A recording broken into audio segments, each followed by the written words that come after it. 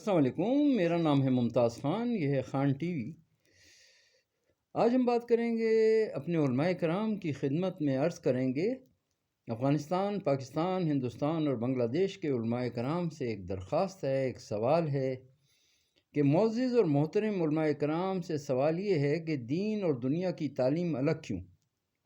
کیا یہ نہیں ہو سکتا کہ علماء زندگی کے ہر شعبے میں آئیں؟ تعلیم میں، تجارت میں، قانون میں، فوج میں 25 لاکھ بچے مدارس میں پڑھتے ہیں۔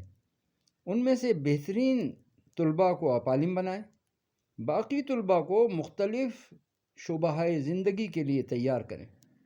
اور یہ ہر آزاد جو ہے، جیسے افغانستان میں حکومت بنی ہے تو اس میں ہر شعبے میں لوگوں کی ضرورت ہے، اور علماء کرام بہترین، جو کہ علماء کرام جو ہمارا دین ہے، دین بناتا ہے کردار، کیریکٹر فارمیشن ہوتی ہے، کردار بنتے ہیں دین سے۔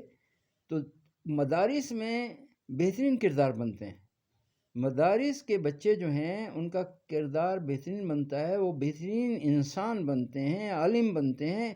ایک دو کوئی ایسا نکل جائے تو اس کی بڑی تشہیر ہوتی ہے کہ یہ جی دیندار لوگ ایسے ہوتے ہیں۔ 99.9% علماء کرام ہمارے جو ہوتے ہیں ان میں ایک ڈسپلن ہوتا ہے، ان میں ایک تنظیم ہوتی ہے، ان کی جو شخصیت ہوتی ہے وہ دوسرے عام لوگوں سے بہتر ہوتی ہے۔ اس کی وجہ صرف یہ ہے کہ وہاں اللہ کا ڈر سکھایا جاتا ہے اور ادب سکھایا جاتا ہے، اپنے بڑوں کا ایک ڈسپلن ہوتا ہے مدارس کے اندر، اور ڈسپلن کی وجہ سے یہ مدارس چلتے ہیں۔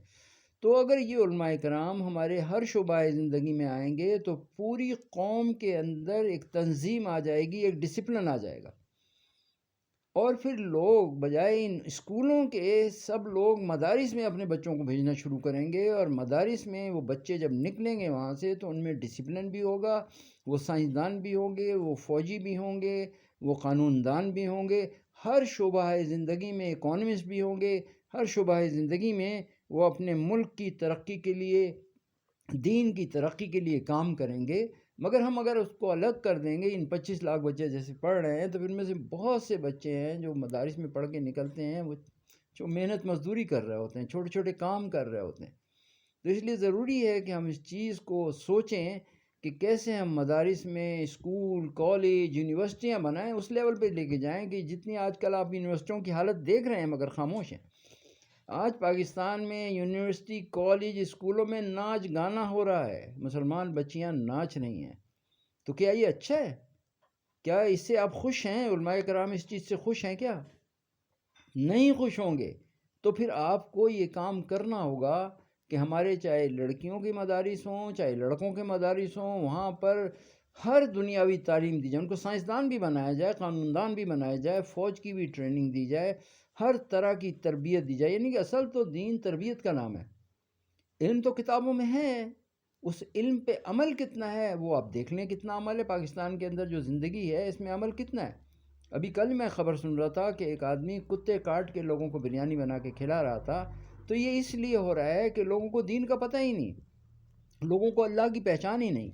جب علماء کرام ہر شعبہ زندگی میں آئیں گے تو لوگوں کو پتہ چلے گا، اللہ کی معرفت حاصل ہوگی، اللہ کی پہچان حاصل ہوگی۔